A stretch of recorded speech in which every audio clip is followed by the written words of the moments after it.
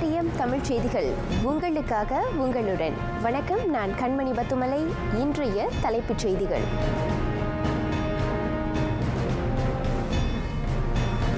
அதிகரிக்கும் COVID-19 நோயாளிகளின் எண்ணிக்கை, மருத்துவமனைகளில் மாற்று ஏற்பாடு.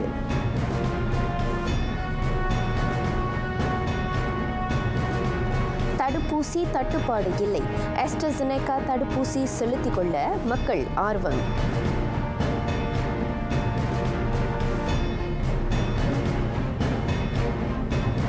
தொழிலாளர் தொடர்பான சிக்கல்களை தீர்க்க கைபேசி செயலி அறிமுகம்.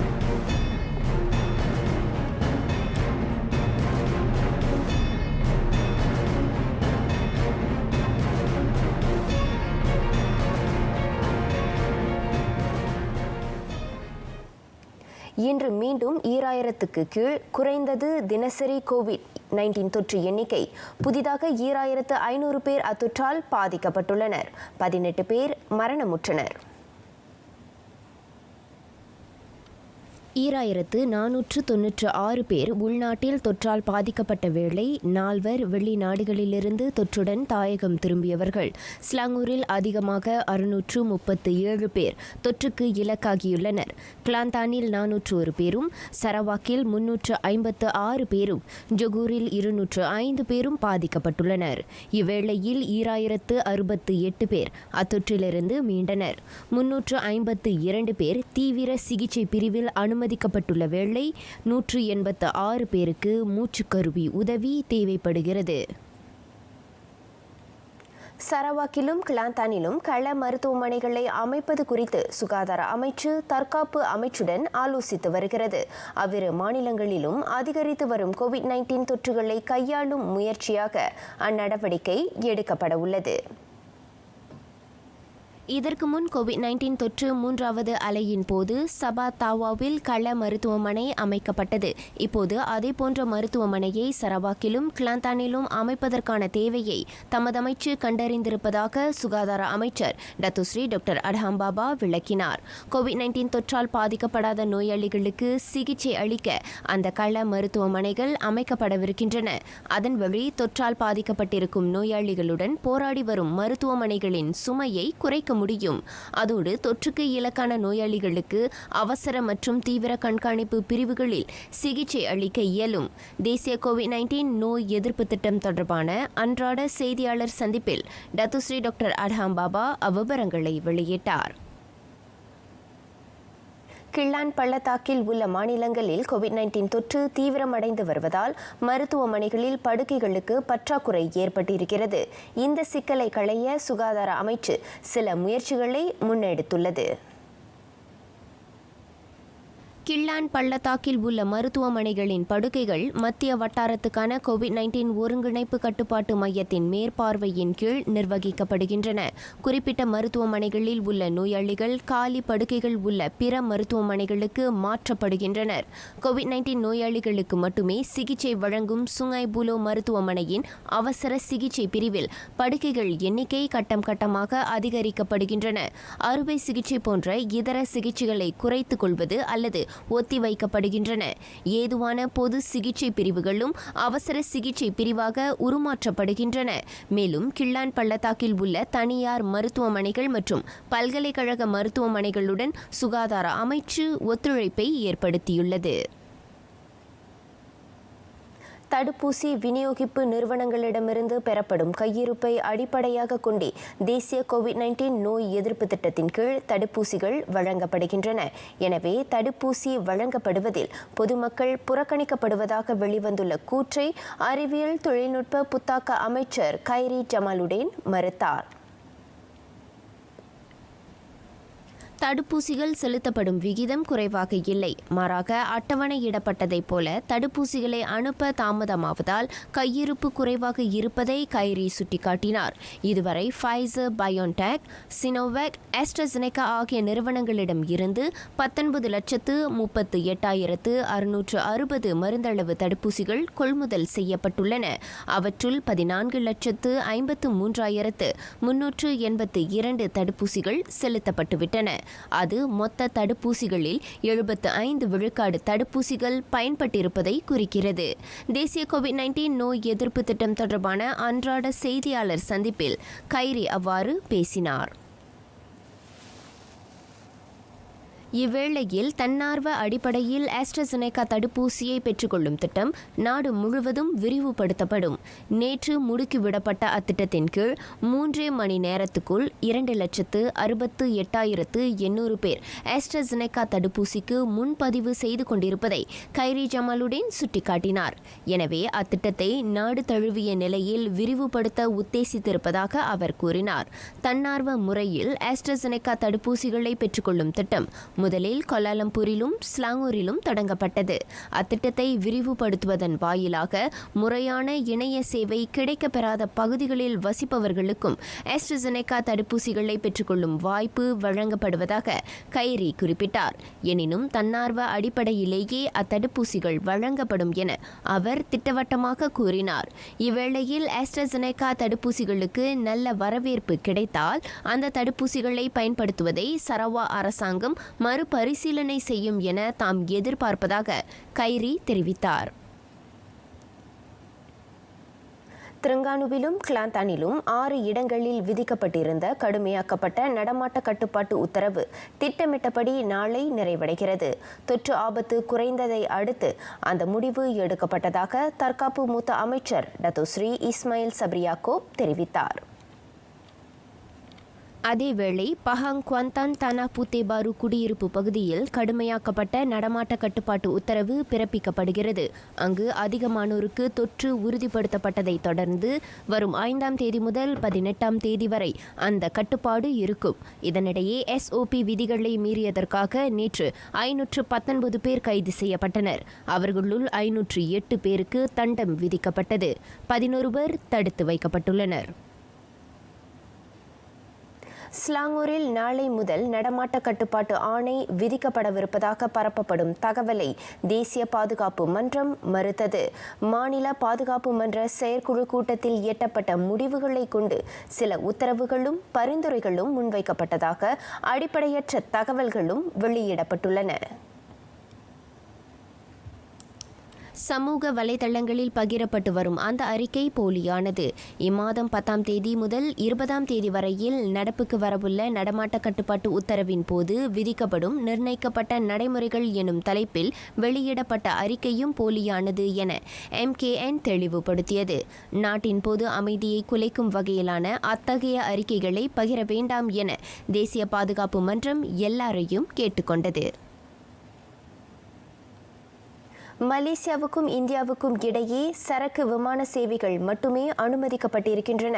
கடந்த மாதம் 28ஆம் தேதியிலிருந்து பயணிகள் விமான சேவைகளுக்கு தடை விதிக்கப்பட்டுள்ளதை போக்குவரத்து அமைச்சர் டத்துஸ்ரீ டாக்டர் வி காசியோங் உறுதிப்படுத்தினார்.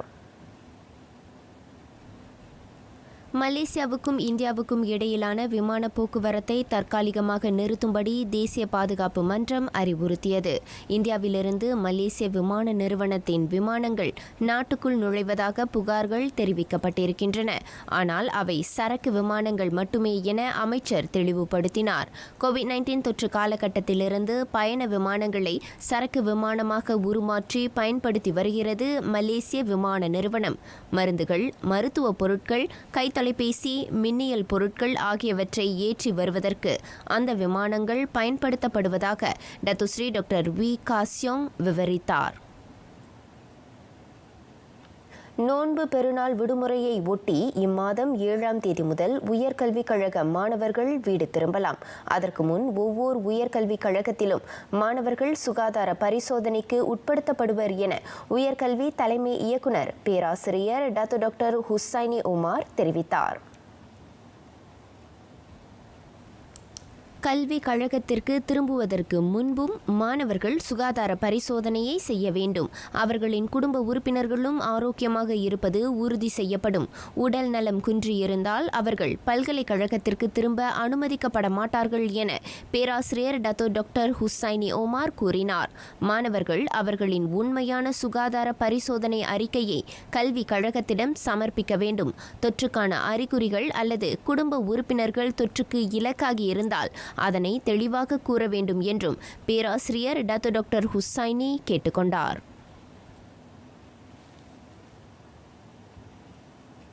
தொழிலாளர் நலன் காக்க தொழில் செய்வோம் அந்த கருப்பொருளை நோக்கமாக கொண்டு நாடளாவிய நிலையில் தொழிலாளர்களின் புகார்களுக்கு தீர்வு காணும் முயற்சியாக ஒர்க்கிங் ஃபார் ஒர்க்கர்ஸ் எனும் கைபேசி செயலியை மனிதவள அமைச்சு அறிமுகப்படுத்தியுள்ளது.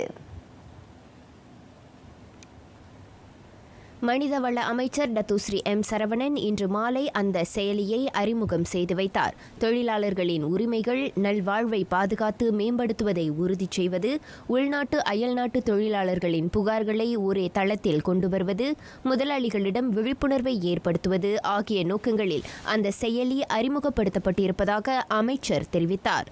தொழிலாளர் தொடர்பான புகார்களை உடனடியாக தீர்க்க இது உதவும். அதேவேளை வேஜஸ் இலக்கவியல் ஊதிய முறையை இதன் வாயிலாக கண்காணிக்க இயலும் என டத்துஸ்ரீ சரவணன் குறிப்பிட்டார். டத்துஸ்ரீ அக்ரில் சனி அப்துல்லா சனி போலீஸ் படை தலைவராக பொறுப்பேற்றார். தன்ஸ்ரீ அப்துல் ஹமீத் படூரின் பணி ஒப்பந்தம் இன்றோடு நிறைவடையும் வேளை படையின் துணைத் தலைவராக இருந்த அவர் அந்த பதவியை ஏற்றார். தேசிய போலீஸ் படை தலைவராக டத்துஸ்ரீ அக்ரில் சானியின் பணி நாளை நடப்புக்கு வருகிறது. அந்நிகழ்ச்சியில் தன்ஸ்ரீ அப்துல் ஹமீத் படூர் பதவி அதிகார கோலை டத்துஸ்ரீ அக்ரில் சானியிடம் வழங்கினார். பட்டாலிங் ஜெயாவில் பிறந்த டத்துஸ்ரீ அக்ரில் சானி வட மலேசிய பல்கலைக்கழகத்தில் நிர்வாகத்துறையில் முதுகலை பட்டம் பெற்றவர். 1986 பிப்ரவரி 2 அரச மலேசிய போலீஸ் படையில் ஏசிபியாக பணியை தொடங்கினார். கடந்த ஆண்டு ஆகஸ்ட் 14 தேசிய போலீஸ் படையின் துணைத் தலைவராக பொறுப்பேற்கும் முன் புகிட் அமான் தலைமையகத்தில் பல்வேறு துறைகளின் இயக்குநராகவும் அவர் பணிபுரிந்தார். இவ்வேளையில் தமது தலைமைத்துவத்தின் கீழ் போலீஸ் அதிகாரிகள் உறுப்பினர்களிடையே உயர் நெறியை உட்படுத்திய விவகாரங்களுக்கு முக்கியத்துவம் வழங்கப்படும் என டத்துஸ்ரீ அக்ரில் சானி உறுதியளித்தார். வரும் நாட்களில் அது குறித்து முழுமையாக விவரிக்கப்படும் என்றும் அவர் கூறினார். அரச மலேசிய போலீஸ் படைக்கு தலைமை வகிப்பது சுலபமான பணியன்று. மக்களின் நல்வாழ்வையும் பாதுகாப்பையும் உறுதி செய்வதில் போலீஸ் அதிகாரிகள் உறுப்பினர்கள் அனைவரும் ஒத்துழைக்க வேண்டும் என்ற எதிர்பார்ப்பையும் டத்துஸ்ரீ அக்ரில் சானி முன்வைத்தார். இதனிடையே அரச மலேசிய போலீஸ் படையை வலுப்படுத்த அவ்வப்போது அது மேம்படுத்தப்படும் என உள்துறை அமைச்சர் டத்துஸ்ரீ ஹம்சா ஜைனுடின் கூறினார். போலீஸ் படை நடப்பு சூழலுக்கு ஏற்ப செயலாற்றுவதை உறுதி செய்யும் அதேவேளை அதிகாரிகள் உறுப்பினர்களின் நலனை பராமரிப்பதில் உள்துறை அமைச்சு தொடர்ந்து ஒத்துழைக்கும். போலீஸ் படை தலைவராக நியமிக்கப்பட்டிருக்கும் டத்துஸ்ரீ அக்ரில் சனி அப்துல்லா சனி அப்படையின் நற்பெயரை நிலைநாட்டுவதோடு உயரிய இடத்திற்கு கொண்டு செல்வார் என்ற நம்பிக்கையை அவர் வெளிப்படுத்தினார். அத்துடன் நாட்டின் அமைதி, பாதுகாப்பு, நல்வாழ்வும் பராமரிக்கப்பட வேண்டும் என்றும் அவர் வலியுறுத்தினார். புகிட் அமானில் நடைபெற்ற பதவி ஒப்படைப்பு நிகழ்ச்சியில் அமைச்சர் டத்துஸ்ரீ ஹம்சா ஜைனுடினின் உரையை துணை அமைச்சர் டத்துஸ்ரீ இஸ்மாயில் முகமது சயிட் வாசித்தார். முத்தமிழில் 3ஆம் தமிழ் நாடகத்தமிழ், இயல் இசையுடன் கூடி கூத்து தமிழ் சங்க காலம் தொட்டே மொழி இன வளர்ச்சியின் எதிரொலிப்பாக விளங்கி வருகிறது. நாட்டில் இலக்கிய மேடை நாடகங்கள் நீடிப்பதற்கு உரிய உதவிகள் வழங்கப்படும் என மனிதவள அமைச்சர் டத்துஸ்ரீ எம் சரவணன் உறுதியளித்தார். மலேசிய தமிழர் கலைமன்றத்தின் 62ஆம் ஆண்டு பொதுக்கூட்டத்தை தொடக்கி வைத்து மாயிகா துணைத் தலைவருமான டத்துஸ்ரீ சரவணன் உரையாற்றினார். தமிழும் அதன் கூறுகளும் மலேசியாவில் நிலைத்திருப்பதற்கான எல்லா உதவிகளும் தொடரப்படும் என அவர் உறுதியளித்தார். 1959ஆம் ஆண்டில் மறைந்த ஆழி அருள்தாசனால் தோற்றுவிக்கப்பட்ட மலேசிய தமிழர் கலைமன்றம் இதுகாரும் 17 நாடகங்களை அரங்கேற்றியிருக்கிறது. சமீபத்தில் நாங்கள் நடத்திய அரங்கேறிய பொன்னியின் செல்வனில் 2 நாள் நாங்கள் தோட்ட மாளிகையில் போட்டோம். அது மண்டபம் நிறைய மக்கள் வந்து கண்டுகளித்தார்கள், பாராட்டினார்கள். தமிழுக்கு இப்படி ஒரு இடம் கொடுத்துருக்கீங்க, தமிழ் இலக்கியமும் தமிழ் வரலாறும் நீங்கள் மீண்டும் தொடர்ந்து போடணும் என்பதற்காக நாங்கள் மீண்டும் நாடகத்தை அரங்கேற்றினோம். இப்போ எங்களுக்கெல்லாம் வயதானவர்கள், நாங்களாம் ஒரு 60-80 வயதை தாண்டியவர்கள், இளைஞர்கள் நிறைய நாம் கொண்டு வர சொல்லி நினைக்கிறோம். இளைஞர்கள் வந்து கை கொடுத்தார்களால் என்றால் நாங்கள் பின்னிருந்து பல தமிழ் இலக்கிய நாடகங்களை மக்களுக்கு கொடுக்க முடியும். ஏன்னா சமூக நாடகங்கள் யாரும் செய்யலாம், ஆனால் இலக்கிய நாடகம் என்பது தமிழ், நம்முடைய பண்பாடு, நாகரிகம் அதெல்லாம் அந்த சூழ்நிலையில் உள்ளது. அதை செய்வதற்கு ஒரு சில பயிற்சிகள் தேவை. நடமாட்ட கட்டுப்பாட்டு உத்தரவு காரணமாக பொழுதுபோக்கு கலை நிகழ்ச்சிகளை நடத்துவதில் சிக்கல் நிலவும் சூழலில் நிலைமை சீரடைந்தவுடன் நாடளாவிய நிலையில் புதிய இலக்கிய மேடை நாடகத்தை அரங்கேற்ற மன்றம் உத்தேசித்துள்ளது.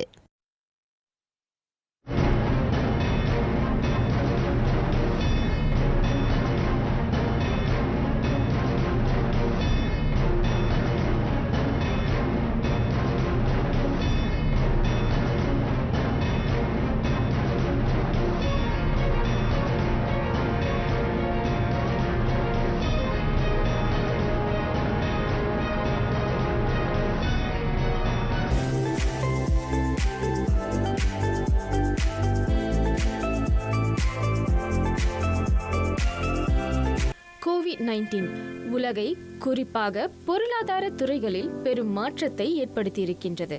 புதிய இயல்புகள் கடைபிடிக்கப்படும் வேளையில் உணவு உத்தரவாதத்தை உறுதி செய்வதில் பெரும்பான்மை அரசாங்கங்கள் முனைப்பு காட்டுகின்றன.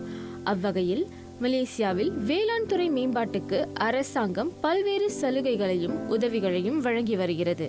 Jabatan Pertanian, Jabatan Perikanan, அப்புறம் Jabatan Perkhidmatan Veterina எல்லா டிஸ்ட்ரிக்ட்லேயும் இருக்குது ஆக்சுவலி. ஸோ இந்த டிஸ்ட்ரிக்டோட ஜபத்தன் நீங்கள் போய் நாடுனாக்கா என்னென்ன நடலாம், என்னென்ன செய்யலாம், எப்படி செய்யலாம், அண்ட் ஈவன் நாங்கள் சாயில் ப்ரொஃபைலிங் கூட செய்வோம். அதாவது அந்த மண் எடுத்து அந்த மண்ணுக்கு உண்டான என்னென்ன விஷயங்களை வந்து நம்ம நடலாம். ஏன்னா எல்லா மண்ணிலும் என்ன விஷயமும் நம்ம நட முடியாது. ஏன்னா அதை எப்படி செய்யலாம். ஸோ இதுக்கு எந்த ஒரு கட்டணமும் இல்லை. அதே சமயத்தில் நான் முன்ன சொன்ன மாதிரி நிறையா கோர்சஸும் இருக்குது. லத்திஹான் கோர்சஸ் ஆன்லைன் மூலியமாகவும் சரி, ஃபேஸ் டு ஃபேஸ் மூலியமாகவும் சரி, இது வந்து வருஷத்தோறும் வந்து நடந்துக்கிட்டே இருக்கு இலவசமாகவே. இல்லை உங்கள் நெகிரியை போய் அந்த ஜபத்தானில் போய் கேளுங்க, எங்கெங்கெல்லாம் நிலம் இருக்குது, அதாவது அக்ரிகல்ச்சர் அப்படின்ற அதை ஞாத்த பிரத்தானியன் எங்கெங்கெல்லாம் பிரத்தானிய நிலம் இருக்குன்னு போய் கேட்டு, அப்படி உங்களுக்கு ஸ்டேட்டில் வந்து நிலம் இல்லை அப்படின்னு நீங்கள் நினச்சிங்கனாக்கா ஜபத்தான் பிரத்தானியன் கீழே வந்து தனா தர்பியார் இருக்குது.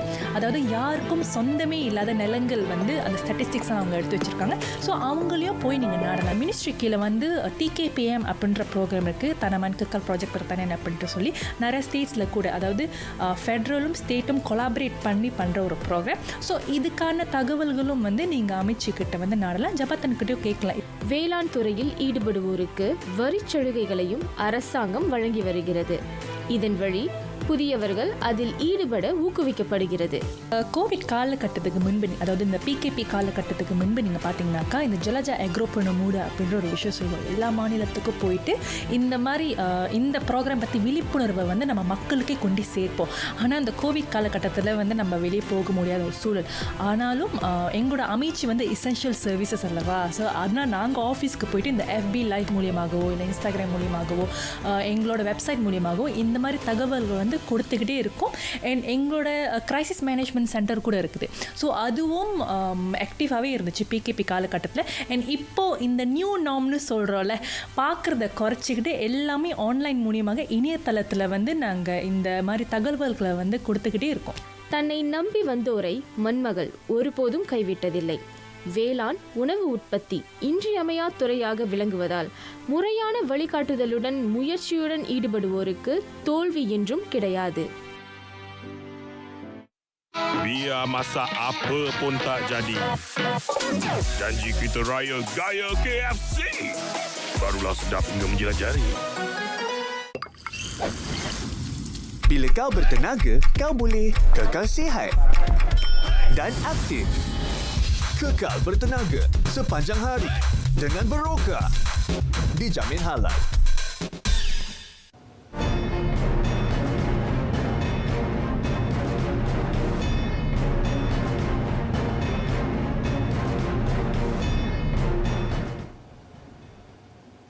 தமிழகத்தில் நடைபெற்று முடிந்த சட்டமன்ற தேர்தலில் திமுக கூட்டணி 158 தொகுதிகளில் வெற்றி பெற்று ஆட்சி அமைக்கவிருக்கிறது.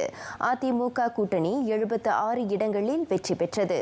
இதனை அடுத்து திமுக தலைவர் மு.க. ஸ்டாலின் வரும் 7ஆம் தேதி ஆளுநர் மாளிகையில் எளிய முறையில் பதவியேற்க உள்ளதாக தெரிவிக்கப்பட்டிருக்கிறது. தேர்தல் வெற்றியை தொடர்ந்து திமுக சட்டமன்ற உறுப்பினர்களின் கூட்டம் கட்சி தலைமையகமான அண்ணா அறிவாலயத்தில் நாளை நடைபெறவுள்ளது. இதனை அடுத்து முதல்வராக பதவியேற்க சட்டமன்ற உறுப்பினர்களின் ஆதரவு கடிதத்தை ஆளுநர் பன்வாரிலால் புரோஹித்திடம் ஸ்டாலின் வழங்குவார். ஆட்சி அமைப்பதற்கு பெரும்பான்மையாக 117 தொகுதிகள் இருந்தால் போதும். இம்முறை திமுக 125 இடங்களில் தனித்து வெற்றி பெற்றிருப்பதால் கூட்டணி கட்சிகளின் தயவு இன்றி தனித்தே ஆட்சி அமைக்கும் வலிமையை பெற்றிருக்கிறது. 67 தொகுதிகளில் வெற்றி பெற்றிருக்கும் அதிமுக எதிர்க்கட்சியாக செயல்படும் என அதன் ஒருங்கிணைப்பாளர் ஓ பன்னீர்செல்வமும் துணை ஒருங்கிணைப்பாளர் பழனிசாமியும் தெரிவித்துள்ளனர். அதிமுக கூட்டணியில் இடம்பெற்றிருக்கும் பாரதிய ஜனதா கட்சி முதன்முறையாக தமிழகத்தில் 4 தொகுதிகளில் வெற்றி பெற்று சட்டமன்றத்துக்கு அடியெடுத்து வைக்கிறது. அதேவேளையில் மக்கள் நீதி மய்யம் தலைவர் கமல்ஹாசன், அம்மா மக்கள் முற்போக்கு கட்சி தலைவர் டிடிவி தினகரன், கூட்டணியின்றி போட்டியிட்ட நாம் தமிழர் கட்சியின் சீமான் ஆகியோர் தோல்வி அடைந்தனர். விஜயகாந்த் முன்பு வெற்றி பெற்ற விருதாச்சலம் தொகுதியில் களம் இறங்கிய தேமுதிக பொருளாளர் பிரேமலதா விஜயகாந்த் வைப்பு தொகையை இழந்தார். தாய்லாந்தில் தடுத்து வைக்கப்பட்டிருக்கும் போராட்டக்காரர்களை விடுவிக்க வலியுறுத்தி ஆர்ப்பாட்டங்கள் நீடிக்கின்றன. பேங்காக் நீதிமன்றத்துக்கு வெளியே சிவப்பு சாயம், தக்காளி, முட்டைகளை எரிந்து நூற்றுக்கணக்கானோர் ஆர்ப்பாட்டத்தில் ஈடுபட்டனர். பெங்குவின் என்ற அடைமொழி கொண்ட மாணவ போராட்டவாதி பரீட் சிவாராக் பிப்ரவரி தொடங்கி தடுத்து வைக்கப்பட்டுள்ளார். தாய்லாந்தின் கடுமையான அரச நிந்தனை சட்டத்தின் கீழ் கைது செய்யப்பட்ட அவரை பிணையில் விடுவிக்க மறுப்பு தெரிவிக்கப்பட்டுள்ளது. பிரதமர் பிரயுட் சான் ஓச்சா அரசாங்கத்திற்கு எதிராக கடந்த ஆண்டு நடத்தப்பட்ட ஆர்ப்பாட்டத்தில் கலந்து கொண்டு கருத்தை வெளிப்படுத்தியது உள்ளிட்ட பல குற்றச்சாட்டுகள் அவர் மீது சுமத்தப்பட்டுள்ளன. பேங்காக்கின் குற்றவியல் நீதிமன்றத்திற்கு முன் பெங்குவினையும் இதர ஆர்வலர்களையும் விடுவிக்க கோரி ஆர்ப்பாட்டங்கள் மேற்கொள்ளப்பட்டன.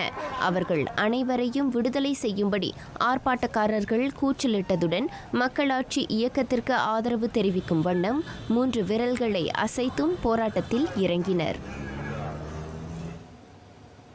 கோவிட்-19 தடுப்பூசி போட்டுக்கொண்ட குடிமக்கள் வெளிநாட்டு பயணங்களை மேற்கொள்ள அனுமதி அளித்துள்ளது சவுதி அரேபியா. அதற்காக இம்மாதம் 17ஆம் தேதியிலிருந்து தரை, கடல், வான் போக்குவரத்துகள் தொடங்கப்படும் என அந்நாட்டு உள்துறை அமைச்சு தெரிவித்தது. கடந்த ஆண்டு மார்ச் முதல் சவுதி அரேபியாவில் வெளிநாட்டு பயணங்களுக்கு தடை விதிக்கப்பட்டிருந்தது. 2 மருந்தளவு தடுப்பூசி போட்டுக்கொண்டவர்கள் வெளியூர் பயணத்துக்கு 14 நாட்களுக்கு முன் முதல் மருந்தளவு தடுப்பூசியை பெற்றுக்கொண்டவர்கள், கடந்த 6 மாதங்களில் தொற்றிலிருந்து மீண்டவர்கள் ஆகியோருக்கு அந்த அனுமதி வழங்கப்படுகிறது. தடுப்பூசியை பெறாவிடினும் 18 வயதுக்கு கீழ்ப்பட்டவர்களும் அந்த சலுகையை அனுபவிக்கலாம். ஆனால் மத்திய கருவூலம் அங்கீகரித்த காப்பீட்டை அவர்கள் கொண்டிருக்க வேண்டும். அந்நாட்டில் இதுவரை 90 லட்சத்துக்கும் மேற்பட்டோருக்கு தடுப்பூசிகள் செலுத்தப்பட்டுள்ளன. வங்காளதேசத்தில் 2 படகுகள் மோதிக்கொண்டதில் 25 பேர் உயிர் இழந்தனர். 5 காப்பாற்றப்பட்ட வேளை காணாமல் போனவர்களை தேடும் பணி தீவிரப்படுத்தப்பட்டுள்ளது. மத்திய வங்காளதேசத்தின் ஷிப்சார் நகரில் பயணிகள் படகும் மணல் அள்ளிச் செல்லும் கப்பலும் மோதிக்கொண்டன. அந்த படகில் 30க்கும் மேற்பட்ட பயணிகள் இருந்ததாக கூறப்படுகிறது. நூற்றுக்கணக்கான ஆறுகளை கொண்ட கழிமுக நில நாடான வங்காளதேசத்தில் நீர்சார் விபத்துகள் நிகழ்வது அதிகம். பராமரிப்பில் அலட்சியம், பாதுகாப்பற்ற படகு துறைகள், அதிகளவு பயணிகள் போன்றவற்றால் அங்கு விபத்துகள் நேர்கின்றன. அடைந்தால் ஐரோப்பா, இல்லையேல் மரணம். மத்திய தரைக்கடல் பயணம் ஆபத்தானது என்பதை அறிந்தும் மேற்கு ஆப்பிரிக்க மக்களுக்கு இந்த தேர்வை தவிர வேறு கதி இல்லை. இலக்கின்றி ஏதோ ஒரு நம்பிக்கையுடன் தான் அவர்கள் துனிசியாவில் இருந்து புறப்படுகின்றனர். அகதிகளாக ஐரோப்பாவுக்கு அடைக்கலம் நாடிச் செல்வோர் பாதுகாப்பற்ற ரப்பர் படகுகளில்தான் பயணிக்கின்றனர். பெருத்த அலைகளில் படகு எப்போது வேண்டுமானாலும் கவிழலாம் அல்லது ஓட்டை விழுந்து மூழ்கலாம். இப்படி ஆண்டுதோறும் ஆயிரக்கணக்கானோர் கடலுக்கு இரையாகின்றனர். இவ்வாண்டிலும் இதுவரை 453 பேர் கடலில் மூழ்கி இறந்தனர். மேற்கு ஆப்பிரிக்காவின் வறிய நாடுகளில் இருந்து இவர்கள் துனிசியாவில் தஞ்சமடைகின்றனர். பெரும்பாலான கள்ளத்தோணிகள் ஐரோப்பாவுக்கு புறப்படுவது துனிசியாவில் இருந்துதான். பயண படகுக்கான கட்டணத்துடன் துனிசியாவில் அனுமதியின்றி இருந்ததற்கான தண்டத் தொகையையும் அவர்கள் செலுத்த வேண்டியிருக்கிறது. ஆபத்தான மத்திய தரை கடல் பயணத்தை கடந்து உயிருடன் இத்தாலியை அடைந்தாலும் அவர்களின் அடுத்த கட்ட வாழ்க்கை சவாலானதாகத்தான் இருக்கிறது. ஆனாலும் வாழ்வோ சாவோ அது ஐரோப்பாவில்தான் என்பதில் இந்த மேற்கு ஆப்பிரிக்க அகதிகள் திடமாக இருக்கின்றனர். 4 விண்வெளி வீரர்களுடன் ஸ்பேஸ் எக்ஸ் க்ரூ டிராகன் கலம் பூமிக்கு திரும்பியது. 50 ஆண்டுகளுக்கு பிறகு இரவு வேளையில் பெருங்கடலில் விண்கலத்தை இறக்கி வரலாற்றை மீண்டும் படைத்திருக்கிறது நாசா. அது நேரலை செய்யப்பட்டது. பூமிக்கு திரும்பிய 4 விண்வெளி வீரர்களும் நலமுடன் இருப்பதாக நாசா தகவல் வெளியிட்டது.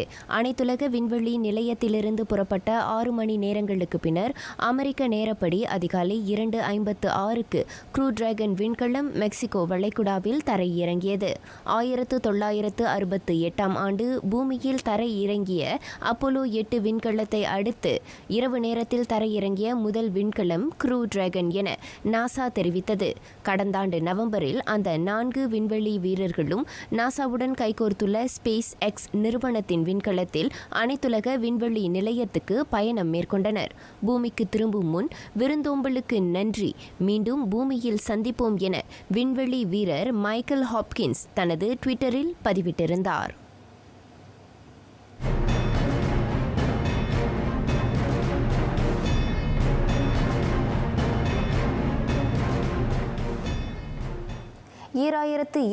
டோக்கியோ ஒலிம்பிக் போட்டியின் தொடக்க விழாவில் ஜலோர் கமிலாங்கை ஏந்திச் செல்ல 2 தேசிய வீரர்கள் தேர்ந்தெடுக்கப்பட்டுள்ளனர். தேசிய பூப்பந்து வீராங்கனை கோ லியூ யிங்குக்கும் தேசிய அம்பெய்தும் வீரர் கைரோல் அன்வார் முஹம்மட்டுக்கும் அந்த அங்கீகாரம் வழங்கப்பட்டுள்ளது. மலேசிய ஒலிம்பிக் மன்ற தலைவர் தன் ஸ்ரீ முகமது நூர்சா ஜக்காரியா அதனை அறிவித்தார். 31 வயது தேசிய பூப்பந்து வீராங்கனை கோ லியூ யிங் 3வது முறையாக ஒலிம்பிக் போட்டியில் பங்கேற்க உள்ளார். 2016 ரியோ ஒலிம்பிக் போட்டியில் கலப்பு இரட்டையர் பிரிவில் சன் பெங்சுனுடன் அவர் வெண்கல பதக்கத்தை வாகை சூடினார்.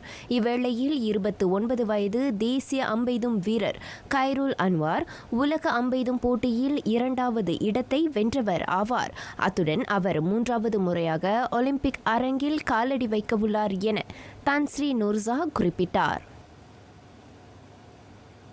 2021 சூப்பர் லீக் காற்பந்தாட்டம். ஸ்லாங்கூர் மாநகராண்மை கழக அரங்கில் நடைபெற்ற ஆட்டத்தில் ஸ்லாங்கோ FC PJ சிட்டி அணியை 2-1 எனும் கோல்களில் தோற்கடித்தது. எனினும் முற்பாதியில் சற்று மந்தமான ஆட்ட பாணியையே ஸ்லாங்கூர் FC வெளிப்படுத்தியது. சொந்த அரங்கில் களம் இறங்கிய PJ சிட்டி அணிக்கான முதல் கோலை வி ருவேந்திரன் புகுத்தினார். முற்பாதி ஆட்டம் PJ சிட்டி அணிக்கு சாதகமாக முடிவுற பிற்பாதியில் மிகுந்த உத்வேகத்துடன் களம் இறங்கியது கசன் நெய்ட்ஸல் தலைமையிலான ஸ்லாங்கூர் FC அணி.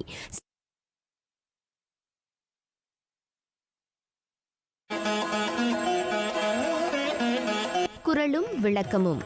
குரல் 580. பெயக்கண்டும் நஞ்சுண்டமைவர் நயத்தக்க நாகரிகம் வேண்டுபவர். எல்லாராலும் விரும்பத்தக்க நாகரிகத்தை உடையவர்கள் தமக்கு நெருக்கமானவர் நஞ்சையே தருகிறார் என அறிந்தும் கண்ணோட்டம் காரணமாக அதை உண்டு அவருடன் பழகுவர். நாகரிகம் உடையவர் எல்லா இடங்களிலும் அதனை பேணுவர். அன்பர்களே, சவாலான இந்த காலகட்டத்தில் மக்களிடையே குழப்பத்தை உண்டாக்கும் பொய்ச் செய்திகளை புறக்கணிப்போம், அவற்றின் பரவலை தடுப்போம். நிறைவடைகின்றன RTM தமிழ் செய்திகள். எங்களோடு இணைந்தமைக்கு நன்றி.